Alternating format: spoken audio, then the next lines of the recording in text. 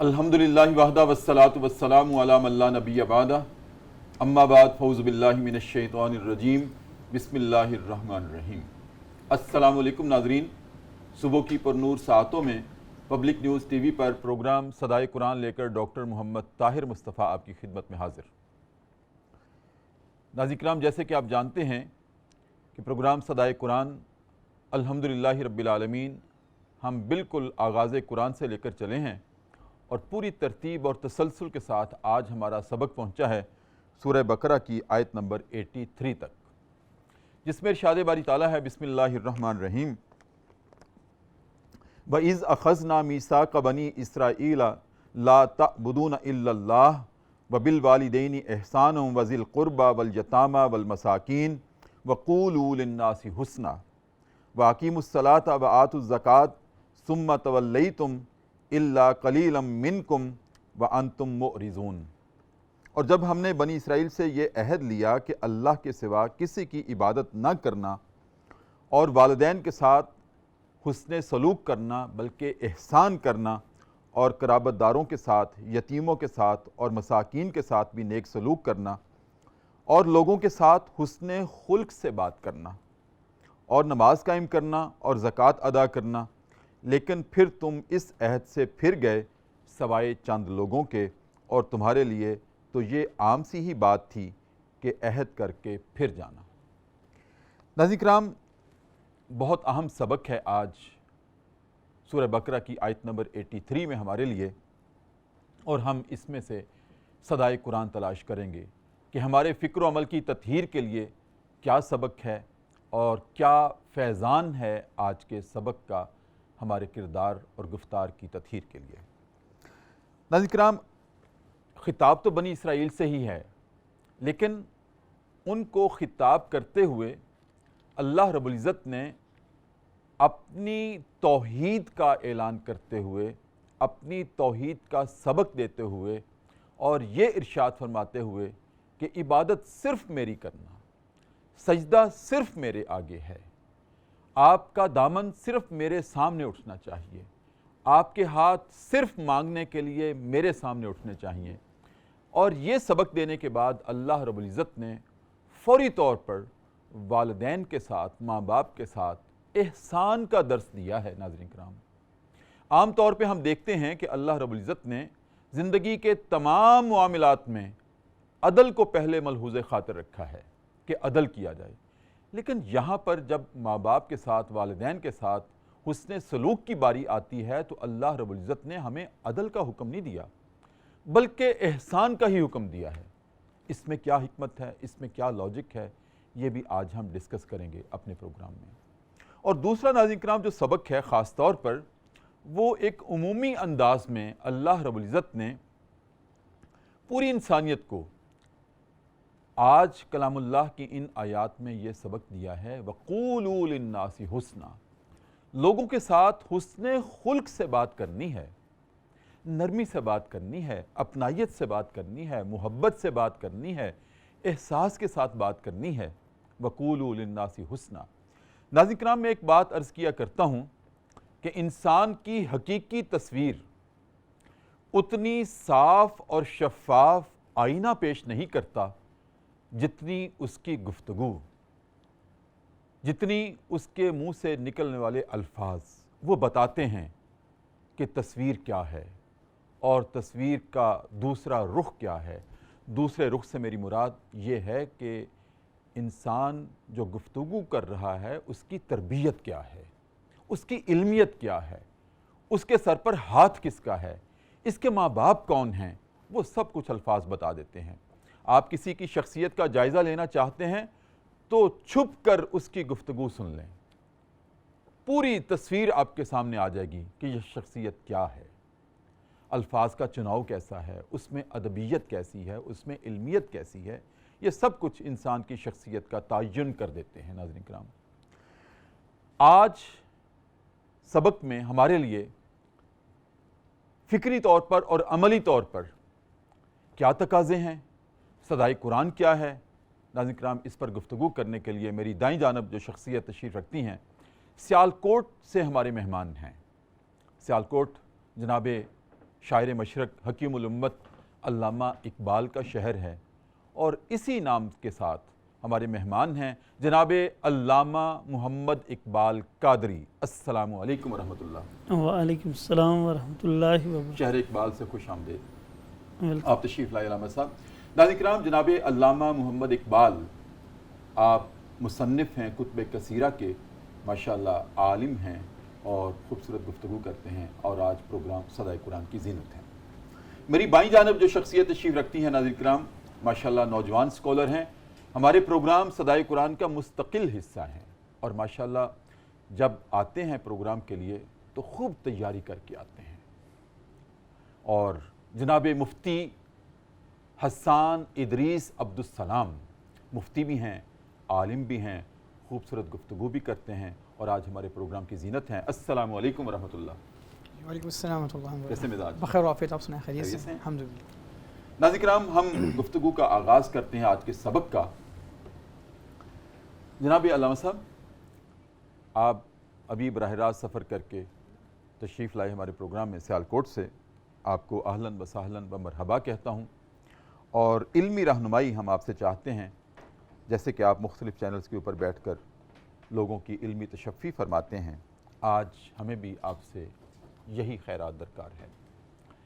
علامہ صاحب، کیا حکمت ہے کہ اللہ رب العزت نے جہاں بھی کلام اللہ میں اپنے حقوق کی بات کی ہے، مختلف زاویوں کے ساتھ مختلف مقامات پر، اس کے فوری بعد اللہ نے حقوق العباد کی بات کی ہے، یہاں تک کہ بالکل آغاز سورہ بقرہ ہے، الف لام میم ذالک الکتاب لا ریب فیہ ھدی للمتقین الذین یؤمنون بالغیب ویقیمون الصلاۃ ومما رزقناہم ینفقون۔ اپنے اوپر ایمان لانے کے بعد، نماز قائم کرنے کے بعد، نماز میں چونکہ سجدہ صرف اللہ کی ذات کے لیے ہے، اور اس کے فوری بعد حقوق العباد پہ بات آ گئی، وَمِمَّا رَزَقْنَاهُمْ يُنْفِقُونَ، جو میرے دیے ہوئے رزق میں سے اپنے بندوں پہ خرچ کرتے ہیں۔ اور آج کے سبق میں تو اللہ نے اپنی توحید کا، اپنے حق کا اعلان کرنے کے بعد، تلقین کرنے کے بعد، حقوق العباد پر آتے ہوئے خاص طور پر جو بنیادی حق ہیں ہمارے عباد میں، وہ ماں باپ کے ہیں، اس پر فوری طور پر بات کی ہے۔ اس میں کیا حکمت ہے اور ہمارے لیے صدائے قرآن کیا ہے؟ سب سے پہلے تو ڈاکٹر طاہر صاحب آپ کا شکریہ کہ آپ نے اشاعت دین کے لیے اس پروگرام میں خدمت دین کا موقع دیا، اور یہ جو آج سورۃ البقرہ کی آیت کریمہ نمبر 83 میں یہ جو آپ نے تمہیداً سارا انٹرویو کروایا کہ اللہ تعالیٰ نے اپنی توحید کے ساتھ ساتھ والدین کا تذکرہ فرمایا ہے۔ جی جی، ہمارے استاذ المکرم قبلہ شیخ الحدیث حافظ غلام حیدر خادمی صاحب علیہ رحمہ فرمایا کرتے کہ قرآن کریم میں ذات باری تعالیٰ نے تکرار کے ساتھ جس چیز کو بیان کیا ہے اس کی ایک وجہ ہے۔ وجہ یہ ہے کہ عامت الناس، ہماری عوام جو ہے، جن حقائق میں، جن چیزوں کے اندر سب سے زیادہ سستی کرتے ہیں، ان کی تنبیہ بھی زیادہ ہے۔ جی بالکل، توحید باری تعالیٰ اور توحید کے ساتھ جو والدین کا تذکرہ فرمایا ہے، اور قرآن کریم میں کم و بیش 8 آیات کریمہ جو ہیں وہ والدین کے حوالے سے نازل فرمائی، اور ایسے ہی زکوٰۃ کا 80 دفعہ تذکرہ فرمایا، نماز کے بارے میں 700 دفعہ حکم آیا۔ تو اللہ تعالیٰ یہ بار بار تکرار کے ساتھ توحید کے ساتھ والدین کو جو یہاں بیان فرمائے، اس کی حکمت محدثین نے یہ بیان فرمائی ہے کہ جس طرح توحید باری تعالیٰ کا بہت زیادہ مقام ہے، بڑی اہمیت ہے، ویسے ہی انسان چونکہ جب دنیا میں تشریف لاتا ہے تو اپنے والدین کی مرہون منت ہے۔ اگر ہم غور و خوض کریں، غور و فکر کریں کہ ہم دنیا میں کیسے تشریف لائے، تو کیا سبب بنا؟ ہمارے والدین ہمارے لیے دنیا میں آنے کا سبب بنے۔ تو جس طرح توحید، اللہ تعالیٰ کی توحید پر ایمان لانا فرض ہے، ویسے ہی اللہ تعالیٰ بعد ساتھ ہی جو ہے والدین کے ساتھ احسان کا تذکرہ اس لیے فرمایا ہے کہ والدین جو ہیں وہ دنیا میں آنے کا سبب ہیں، والدین کے ساتھ صلہ رحم کی جائے۔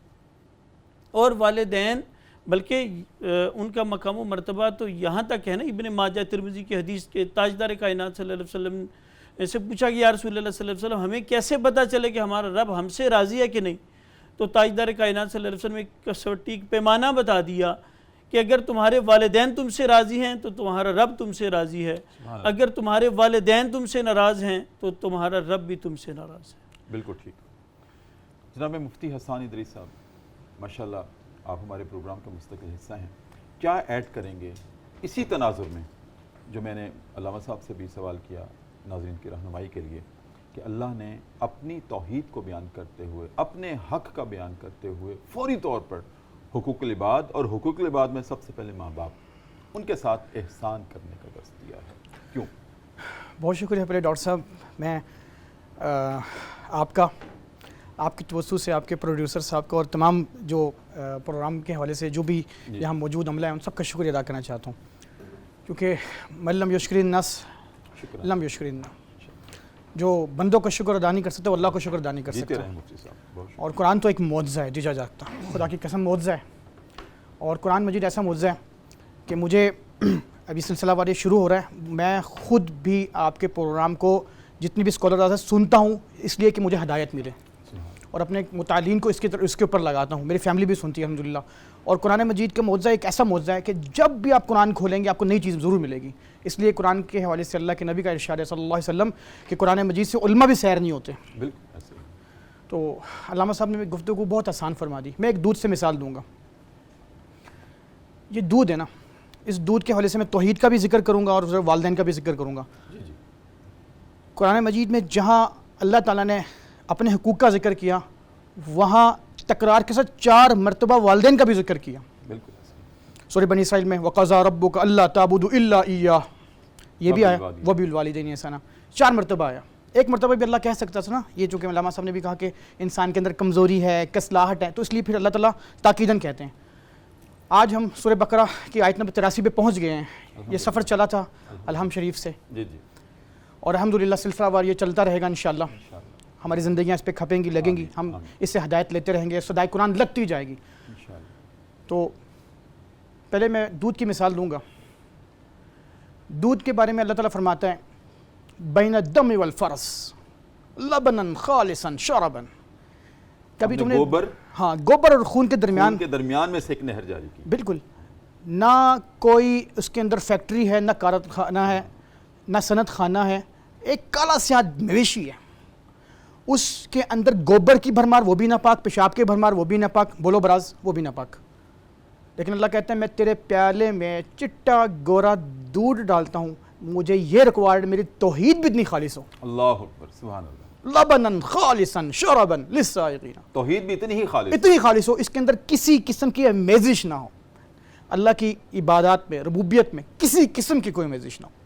اور والدین کے میں آپ کی اجازت سے ایک بات ایڈ کر دوں، کیونکہ آپ نے دودھ کی مثال دی ہے، میں بھی دودھ کی ہی دوں گا، کہ اگر 1 من کڑاہا ہے دودھ کا زبردست، اور اس میں ایک سائیڈ پر 1 قطرہ پیشاب کا مل جائے اور کوئی کہے کہ نہیں میں ادھر سے 1-2 کلو نکال دیتا ہوں، نہیں، اس سے دودھ پاک نہیں، وہ تو سارا گیا۔ اب توحید میں اگر ایک نقطہ لگ جائے، اے اللہ ہم تیری ہی عبادت کرتے ہیں، اگر اس کی بجائے یہ ہو جائے تیری بھی عبادت کرتے ہیں، ایک ہی نقطہ، تو ایک ہی قطرہ ہے نا، یہ پورے دودھ کو ناپاک کر گیا ہے۔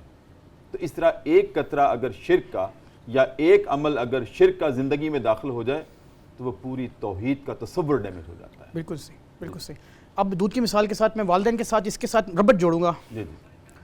سب سے تکلیف دہ عمل دنیا میں، آج میں آپ کے سامنے تھوڑا جذباتی ہونا چاہتا ہوں، آپ ضرور ہوں، اگر آپ کی اجازت ہو تو میں ایک وقفہ لے لوں، اس کے بعد پھر کھل کے آپ جذباتی ہوں۔ بہت شکریہ۔ ناظرین کرام، جناب مفتی حسان ادریس ماشاءاللہ جذباتیت کے ساتھ گفتگو کرنا چاہتے ہیں اور ہمیں انتظار ہے اس گفتگو کا۔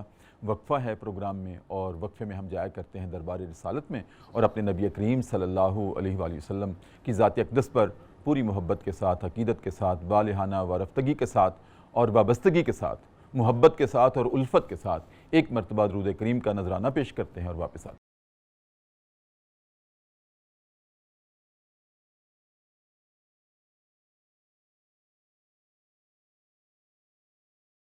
وقفے کے بعد ناظرین کرام دوبارہ آپ کی خدمت میں حاضر، public news T V channel ہے، صبح کی پرنور سے آتے ہیں اور ہمارا پروگرام ہے صدائے قرآن، اور اس میں آج ہمارے مہمان ہیں جناب علامہ محمد اقبال قادری سیالکوٹ سے، اور لاہور سے جناب مفتی حسان ادریس عبدالسلام۔ جی مفتی صاحب، آپ ارشاد فرما رہے تھے۔ جی بسم اللہ الرحمن الرحیم، بہت شکریہ ڈاکٹر صاحب آپ کا۔ دنیا کا سب سے تکلیف دہ عمل، سب سے تکلیف دہ عمل اپنے ماں باپ کو بوڑھا ہوتے دیکھنا ہے۔ اللہ تعالیٰ نے چھوٹی کی بات کی ہے، اللہ اور اس کے رسول کے بعد سب سے مخلص ترین رشتہ وہ ماں باپ کا ہے۔ صحیح۔ اور 3 گنا اللہ تعالیٰ کے نبی نے جو ہے وہ کہا کہ ایک صحابی کو تیرے حسن سلوک کا سب سے زیادہ حقدار تیری ماں ہے۔ وہ 3 ہیں، میں بتاتا ہوں۔ اس سے پہلے وہ دودھ کی مثال، وہ آپ نے خوبصورت مثال میری گفتگو اور آپ نے آسان فرما دی۔ جی آپ نے فرمایا کہ دودھ کا کڑایا ہو، اس میں سے اگر کوئی ایک قطرہ بھی پیشاب کا ہو وہ ناپاک ہی رہے گا۔ افو پوچھ لیں علامہ صاحب پورے دودھ کو خراب کر دے گا، پورے دودھ کو خراب کر دے گا۔ قرآن مجید میں ایک مقام پہ اللہ تعالیٰ نے جو ہے نا ایک قرآن مجید میں ارشاد فرمایا اف ولا تنہرہما۔ یہ اف ہم اردو میں بھی یوز کرتے ہیں، یہ پنجابی میں کہتے ہیں اف۔ کیا بات کر رہے ہیں؟ اف اف اف یہ کیا ہے؟ اس کا ترجمہ جو ہمارے استاد نے کیا نا وہ بڑا شاندار عالی شان ہے۔ وہ ترجمہ حالات حاضرہ کے اعتبار سے ہے کہ وہ کڑایا ہو دودھ کا۔ آج تو ماشاءاللہ ہم لاہور میں ہوتے ہیں، ہمیں خالص دودھ نہیں ملتا۔ 1 من دودھ ہو، نہ ایک پیشاب کا قطرہ ہو، نہ گوبر ہو، کوئی اس قسم کی غلاظت نہ ہو، اور کوئی بندہ اپنا جوتا اچھالے ایسے اوپر جوتا اچھالا اور وہ فوراً دودھ کے کڑاہے میں گر گیا تو فوراً منہ سے نکلتا ہے اف۔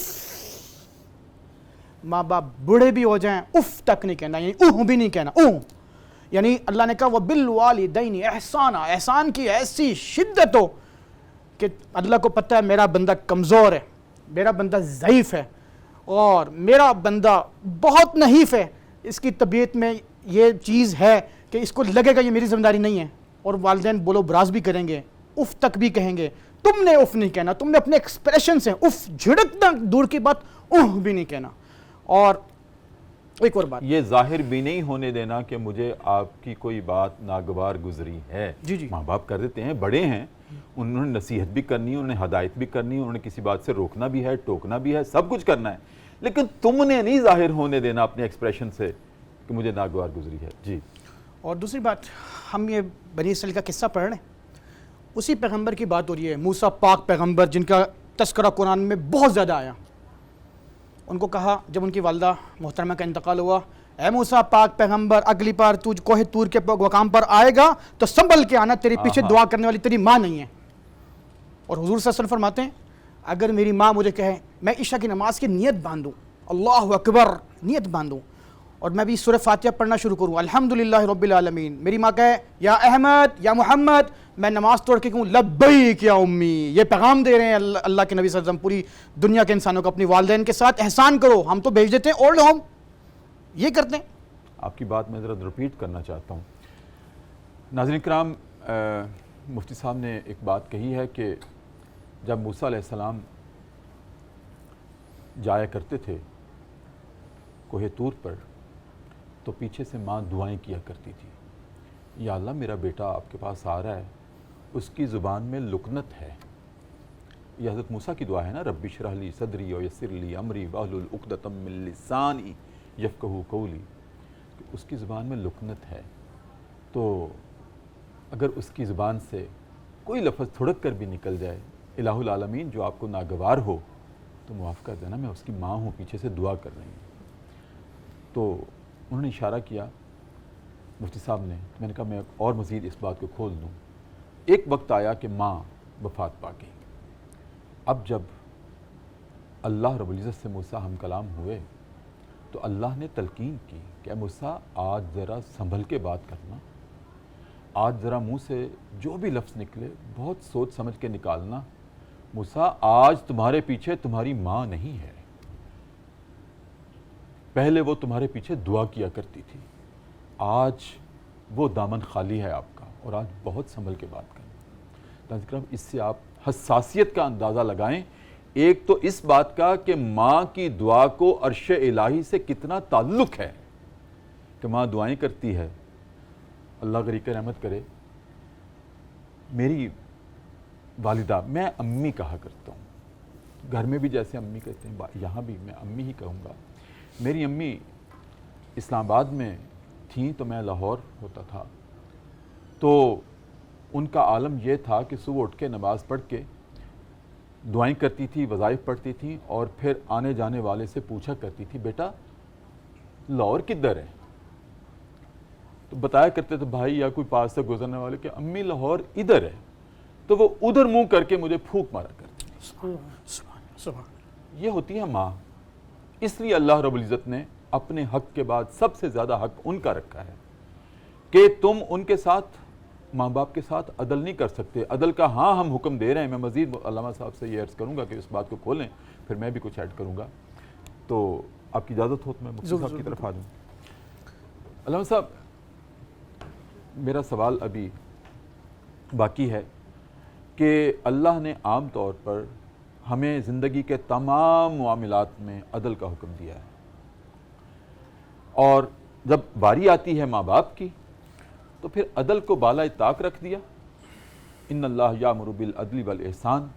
تو اب عدل نہیں، اب کہاں احسان کرنا ہے. پہلے تو آپ یہ فرمائیں ہمارے ناظرین کو کہ دونوں میں تعلق اور فرق کیا ہے، عدل کیا ہوتا ہے اور احسان کیا ہوتا ہے، اور پھر ماں باپ کے بارے میں اللہ نے احسان کا حکم کیوں دیا. ماشاءاللہ گفتگو اپنے عروج پہ ہے، اور آپ نے جو فرمایا کہ عدل کسے کہتے ہیں اور احسان کیا ہے. عدل یہ ہے کہ جتنا حق بنتا ہے، ایک لیمیٹڈ چیز یوں سمجھ لیں.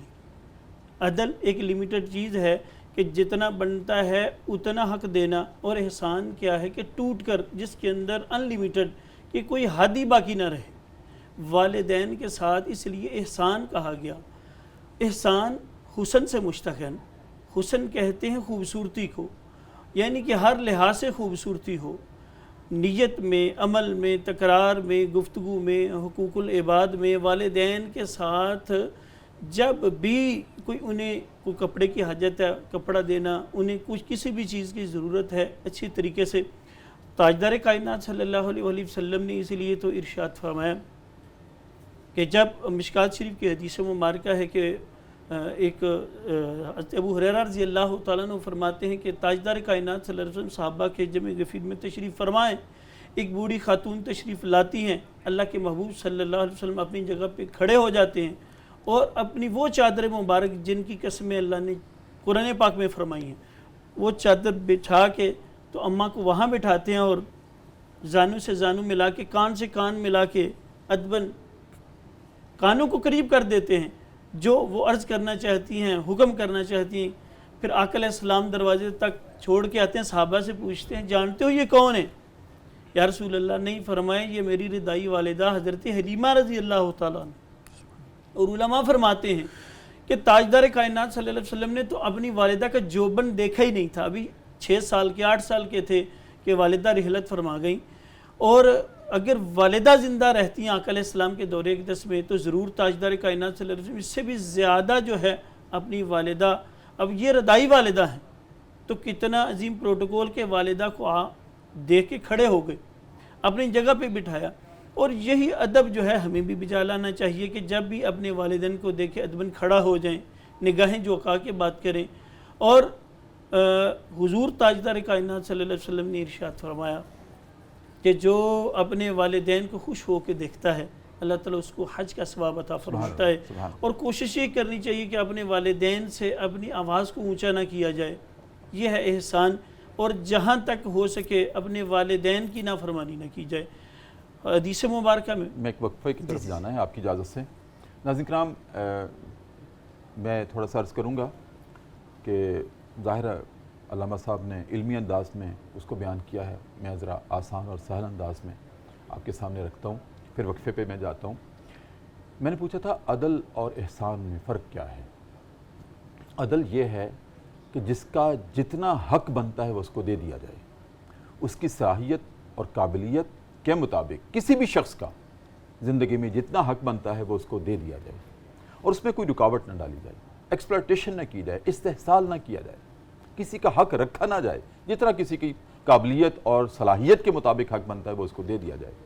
مثال کے طور پر عام طور پر ہم عدل کو انصاف یا برابری کے معنی میں لیتے ہیں. عدل کے معنی برابری نہیں ہے. اس لیے نہیں ہے کہ بات حق کی ہو رہی ہے. کیا بیٹی اور ماں کا حق برابر ہے؟ نہیں ہے. تو اگر بیٹی اور ماں کا حق برابر کر دیا جائے یہ عدل نہیں ہے. عدل یہ ہے کہ ماں کا جتنا حق بنتا ہے عزت کے اعتبار سے، ماں ہونے کی حیثیت سے، وہ اس کو دیا جائے، اور بیٹی کا جتنا حق بنتا ہے شفقت کے اعتبار سے، محبت کے اعتبار سے، وہ اس کو دے دیا جائے. بیٹے اور باپ کا حق اور عزت کبھی برابر ہو سکتی ہے؟ نہیں ہو سکتی کبھی. نہ بیٹی اور ماں کی عزت برابر ہو سکتی ہے، نہ باپ اور بیٹے کی عزت برابر ہو سکتی ہے. لہٰذا یہاں بھی عدل ہے کہ جتنا باپ کا حق بنتا ہے عزت کے اعتبار سے، مرتبے کے اعتبار سے، عظمت کے اعتبار سے، وہ ان کو دیا جائے، اور جتنا چھوٹوں کا، بیٹوں کا، اولاد کا حق بنتا ہے وہ ان کو دیا جائے. تو یہ عدل ہے. ہاں کبھی کبھی اس میں برابری بھی آ جاتی ہے، لیکن وہ اس وقت کہ مثال کے طور پر میرے پاس ایک روٹی ہے، میں کھانے لگا، باہر سے سائل کی آواز آ گئی، اس کو بھی بھوک لگی ہے، وہ بھی انسان ہے، میں بھی انسان ہوں. اگر میں اس میں سے آدھی روٹی سائل کو دے دیتا ہوں اور آدھی روٹی خود کھا لیتا ہوں تو یہ عدل ہے. لیکن اگر میں ساری روٹی اس کو دے دیتا ہوں تو یہ احسان ہے. اپنا حق بھی کسی کی خاطر چھوڑ دینا یہ احسان ہے. ماں باپ کے بارے میں اللہ رب العزت نے اس لیے احسان کو پیچھے ہٹا دیا اور عدل کا حکم اس لیے دیا کہ تم ان کے ساتھ عدل کر ہی نہیں سکتے، تم ان کے حق کا تعین کر ہی نہیں سکتے. تم تو ماں کی اس ایک رات کے حق کا تعین نہیں کر سکتے. جب تم پیدا ہوئے تھے تو اسی رات تم نے بستر پر پیشاب کر دیا تھا اور ماں گیلی جگہ خود چلی گئی تھی، تمہیں سوکھی جگہ لٹا دیا تھا. تم تو اس ایک رات کا حق نہیں ادا کر سکتے، عدل کیسے کرو گے؟ اس لیے بات شروع ہی احسان سے کی ہے. ناظرین کرام، وقفہ ہے پروگرام صدائے قرآن میں، اور وقفے میں ہم ایک مرتبہ پھر چلتے ہیں دربار رسالت میں اور اپنے نبی محتشم صلی اللہ علیہ وآلہ وسلم کی ذات اقدس پر ایک مرتبہ درود کریم کا نذرانہ پیش کر کے واپس آتے ہیں.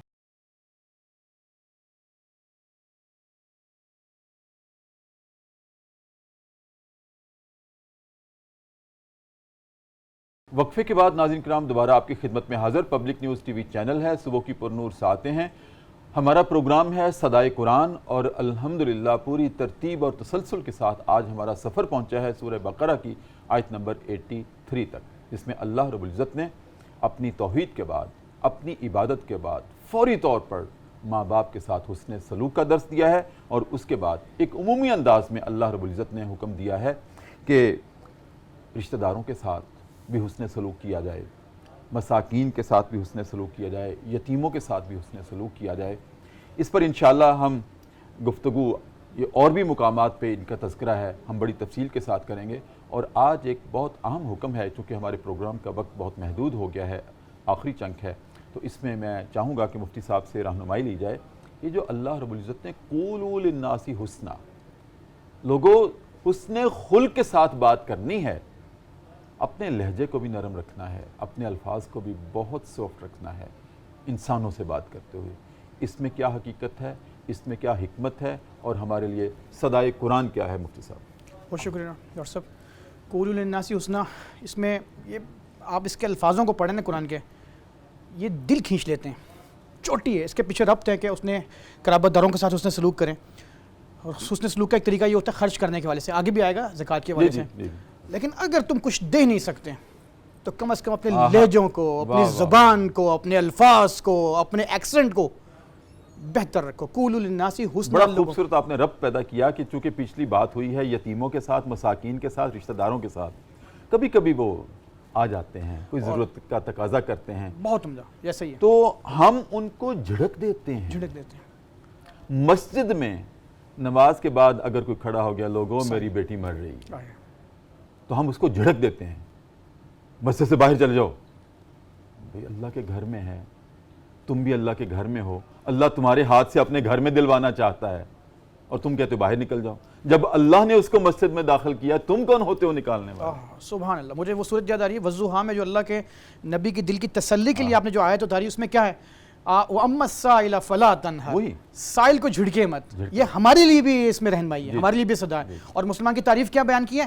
مسلمان تو وہ ہے جس کے ہاتھ اور زبان سے دوسرا مسلمان محفوظ رہے. سبحان اللہ. اور ہمارے اصل میں جو میرے پاس دارالفتاح میں بڑے مسائل آتے ہیں نا، جی جی، تو طلاق کے مسائل آتے ہیں. آپ یقین کریں سب سے زیادہ جب ہم فلسفی میں جاتے ہیں مسائل کے پیچھے، تو زبان کا غیر محتاط استعمال ہے.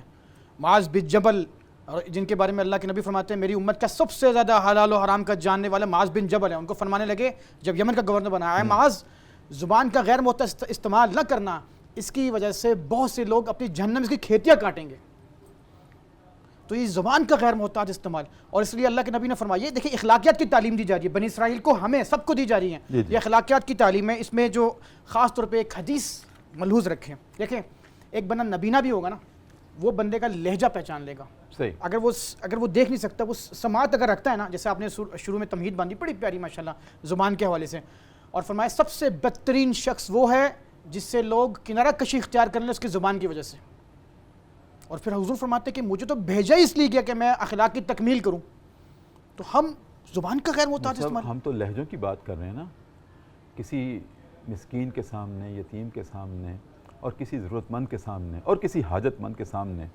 میں کہتا ہوں آپ نے اندھے کی بات کی، اس کو یقیناً اس کو نظر نہیں آتا، اس کو لہجہ بھی تلخ لگتا ہے، لیکن اس کو خاموشی بھی تلخ لگتی ہے۔ بالکل ایسا ہی ہے، بالکل ایسا، لہجے تو دور کی بات ہیں، خاموشی بھی طرح ابس وتولی ان جاءہ الاعمی، کیا بات ہے، تیوری چڑھائی اور اپنے منہ موڑا، منہ حالانکہ نبی کریم خاموش رہے، خاموش رہے، سلام کا جواب نہیں دیا تھا۔ عبداللہ بن ام مکتوم بالکل، وہ والہانہ محبت بارفتگی کے ساتھ ٹھوکریں کھاتے اللہ نے آئے تربیت تھے۔ فرمائی اس آیات سے، ہاں تربیت فرمائی، وَمَا يُدْرِيكَ لَعَلَّهُ يَزَّكَّىٰ، اے نبی آپ کو کیا معلوم، وہ آپ کے پاس بیٹھتے تو کتنی پاکیزگی حاصل کرتے، اور آپ نے اس کے سلام کا جواب نہیں دیا۔ اللہ اکبر، اللہ اکبر، اب یہاں تو بولے ہی کچھ نہیں، خاموشی ہے، خاموشی ہے، اللہ کو یہ خاموشی بھی نہیں پسند، یہ اگنور ہوتا ہے کلاس سے، اور ہمارے ہاں یہ اگنور بھی بڑی سخت کسی سزا کو ہوتی ہے۔ تمہارے تسلی اور تشفی کے الفاظ کی ضرورت ہے تو اس وقت خاموش رہنا بھی کیا بات ہے، الفاظوں کی اٹھان ہے، وہ قولوا للناس حسنا، یہ سب کے لیے، یہ عمومی درجہ ہے، یہ حسن سب کے لیے، قولوا یہ یہاں پہ عموم کے درجے میں ہے، خصوص میں نہیں آیا، ایسے ہی تو یہ پڑھتا ہے انسان تو دل کھینچ لیتا ہے، اٹھان ہے الفاظوں میں، اس میں استعلاء ہے، اس میں چوٹی ہے، اس میں پیک ہے۔ ماشاءاللہ ماشاءاللہ۔ علامہ صاحب کیا فرمائیں گے؟ ایک تو قولوا للناس حسنا کے بارے میں آپ کچھ اور ہمیں بعض فرمائیں، تلقین فرمائیں۔ ماشاءاللہ بڑا اچھا مفتی صاحب نے، آپ نے بھی بڑا اس پر ترغیب دلائی۔ زبان کے حوالے سے حضرت امام غزالی علیہ رحمہ اس پہ روایت نقل کرتے ہیں احیاء العلوم کے اندر کہ زبان کے آگے سارے پارٹس آف باڈی صبح ہاتھ جوڑتے ہیں، تو ٹھیک رہی تو ہم بھی سلامت رہیں گے، تیرا استعمال غلط ہوا تو بچ جائے گی، ہماری پٹائی ہو جائے گی۔ زبان حضور سید دو عالم صلی اللہ علیہ وسلم نے اس لیے تو ارشاد فرمایا نا کہ ایک عورت کا تذکرہ کیا کہ وہ بڑی زبان دراز ہے، تو جس کی وجہ سے دل آزاری ہوتی ہے، تو سرکار دو عالم صلی اللہ علیہ وسلم نے فرمایا وہ جہنم میں جائے گی۔ اور ایک دوسری عورت کا تذکرہ کیا کہ ابن ماجہ ترمذی شریف کہ وہ بظاہر اعمال نوافل تو اتنا نہیں کرتی لیکن زبان کی بڑی اچھی ہے، اس سے دلوں کو تکلیف نہیں ہوتی، تو اللہ کے محبوب صلی اللہ علیہ وسلم نے فرمایا وہ جنت میں جائے گی۔ اور پھر زبان کے حوالے سے حضور سید دو عالم صلی اللہ علیہ وسلم بڑی احتیاط فرمایا کرتے، اور اس پر تلقین بھی فرمایا کرتے کہ اپنی جو ہے زبان کو اچھا جو ہے پہلے بندہ، علماء فرماتے ہیں کہ پہلے بندہ سوچے جب بھی کسی سے کوئی بات کرنی ہے، کہ کسی دانشور کا قول ہے نا کہ زبان کا لگایا ہوا زخم، کلہاڑی کا زخم مٹ جاتا ہے، زبان کا لگایا ہوا زخم نہیں مٹتا، تو لہٰذا لوگوں کی باتیں جو ہیں وہ دلوں کو چیر جاتی ہیں جب کوئی بد اخلاقی کے ساتھ پیش آئے۔ لیکن حضور صلی اللہ علیہ وسلم کے ساتھ بڑا وہ معاملہ پیش آیا نا جب ذوالخویصرہ تمیمی نے، بخاری شریف کی حدیث ہے کہ محمد صلی اللہ علیہ وسلم انصاف کیجئے، لیکن اللہ کے محبوب صلی اللہ علیہ وسلم نے ارشاد فرمایا کہ میں نہیں انصاف کروں گا تو کون دنیا میں انصاف کرے گا۔ تو اللہ کے محبوب صلی اللہ علیہ وسلم نے اتنے بڑے دشمن کے ساتھ، منافق کے ساتھ بھی اخلاق حسنہ کا مظاہرہ کیا۔ سبحان اللہ سبحان اللہ۔ ناظرین کرام، میں عرض کروں گا کہ ہم لہجوں کی بات کر رہے ہیں، یہ بھی بڑے چپتے ہیں، بعض اوقات تلخ لہجہ یہ بھی چھری کی طرح لگتے ہیں۔ بعض اوقات ہم ایسے کرتے ہیں کہ جب گاڑی پہ ہوتے ہیں، اشارہ آگے سگنل ہے، ریڈ سگنل ہے، ہم رکتے ہیں تو مانگنے والے آ جاتے ہیں، تو کوئی ہاتھ دست دراز کرتا ہے، کوئی جھولی پھیلاتا ہے، کسی کی آنکھوں سے آنسو ٹپک رہے ہوتے ہیں، تو اس وقت کوئی شخص ایسا بھی آ جاتا ہے جس کو ہم کہتے ہیں کہ یہ تو اچھا بھلا ہے، یہ مستحق نہیں ہے۔ ناظرین کرام، مانگنا بہت مشکل ہے۔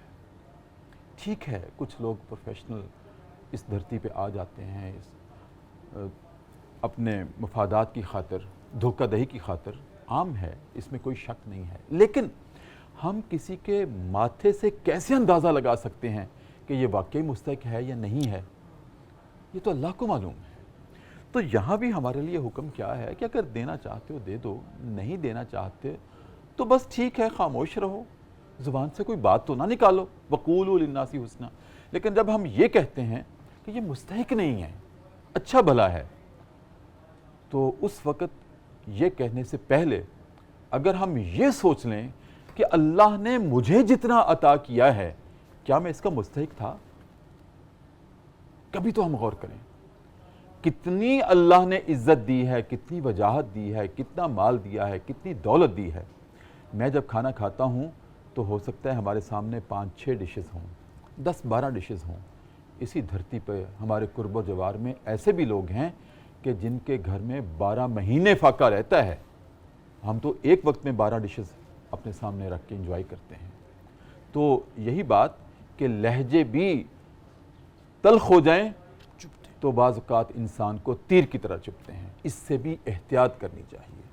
ناظرین کرام، میں شکریہ ادا کروں گا جناب علامہ محمد اقبال قادری، سیالکوٹ سے ہمارے مہمان تھے، اور علامہ صاحب سے درخواست کروں گا کہ اگر ایک دن مزید لاہور میں ہیں تو ہمارے پروگرام میں کل بھی تشریف لائیں۔ آپ سفر کر کے آئے ہیں۔ مفتی حسان ادریس عبدالسلام صاحب، آپ کی آمد کا بہت شکریہ، ماشاءاللہ بہت خوبصورت جذباتیت بھی تھی اور اس میں وارفتگی بھی تھی آپ کی گفتگو میں، اور ہم نے بہت اپنے فکر و عمل کی تطہیر کی ہے آپ کی گفتگو سے۔ ناظرین کرام، اب وقت ہوا ہے ذکر صاحب قرآن کا۔ جیسے ہم لہجوں کی بات کر رہے تھے، اسی طرح کا آج میں ذکر صاحب قرآن میں ایک بات عرض کروں گا کہ بعض اوقات ہم فی البدی اپنے منہ سے بغیر احتیاط کے الفاظ نکال دیتے ہیں۔ چونکہ اسی تناظر میں بات پہلے ہوئی ہے تو میں عرض کروں گا کہ نبی کریم صلی اللہ علیہ وآلہ وسلم کو بہت ساری چیزیں پسند تھیں اپنی زندگی میں جب تک وہ حیات تھے۔ اس کرۂ ارضی پر اب رفیق اعلیٰ کے پاس ہیں، وہ زندگی اور ہے، یہ دنیاوی زندگی تھی۔ تو آپ کو کدو بہت پسند تھا۔ اس بات کو جو میں کرنے لگا ہوں، موطا امام مالک نے صفحہ نمبر 451 جو بیروت سے چھپی ہے، اس میں یہ لکھا ہے کہ نبی کریم صلی اللہ علیہ وسلم کو کدو بہت پسند تھا سبزی میں۔ بعض لوگوں کو ہم میں سے نہیں پسند، لیکن احتیاط اس قدر ہونی چاہیے کہ اگر کسی دعوت میں، اگر کسی موقع کے اوپر کھانا لگ رہا ہو اور اس میں کدو آ جائے اور ایک شخص کہے کہ مجھے کدو اس لیے بہت پسند ہے کہ میرے نبی کریم کو بہت پسند تھا۔ حضرت انس کہتے ہیں کہ مجھے کدو پسند ہی اس لیے تھا کہ میں نے ایک مرتبہ نبی کریم کو رغبت کے ساتھ کھاتے ہوئے دیکھا تھا، تو اب مجھے اس سے محبت ہوگی۔ تو ہم بھی کبھی اپنے ڈشز میں سالن کے ساتھ کھانا کھاتے ہوئے جب کدو آ جائے تو اگر ایک شخص یہ کہے کہ مجھے کدو اس لیے بہت پسند ہے کہ میرے نبی کریم کو بہت پسند تھا، اور دوسرا شخص یہ کہہ دے کہ نہیں مجھے تو کدو پسند نہیں ہے، تو اس موقع کے اوپر یہ الفاظ نکالنا بھی توہین رسالت ہو سکتی ہے۔ چونکہ نبی کا حوالہ آیا تھا کہ نبی کریم کو بہت پسند ہے، اور میں اس کے مقابلے میں کہہ رہا ہوں کہ مجھے نہیں پسند، نہیں، یہاں یہ الفاظ بھی نہیں بنتے۔ اتنی احتیاط کی ضرورت ہے نبی کریم صلی اللہ علیہ وسلم کے معاملے میں۔ آپ کو پسند ہے تو بس، اگر نہیں بھی پسند تو کہنا چاہیے ہاں مجھے بھی پسند ہے، میں بھی کھاؤں گا، تو نبی کریم اس پہ خوش ہو جائیں گے، دربار رسالت میں ہماری حاضری لگ جائے گی کہ میری پسند کو اپنی پسند جانا ہے۔ ناظرین کرام، اسی تذکرہ صاحب قرآن کے ساتھ ہم آج کا پروگرام ختم کرتے ہیں۔ اپنے میزبان ڈاکٹر محمد طاہر مصطفیٰ کو اجازت دیجیے، کل انشاءاللہ اگلے سبق کے ساتھ آپ کی خدمت میں حاضر ہوں گے۔ تب تک کے لیے اجازت، اپنا بہت خیال رکھیے، اللہ حافظ۔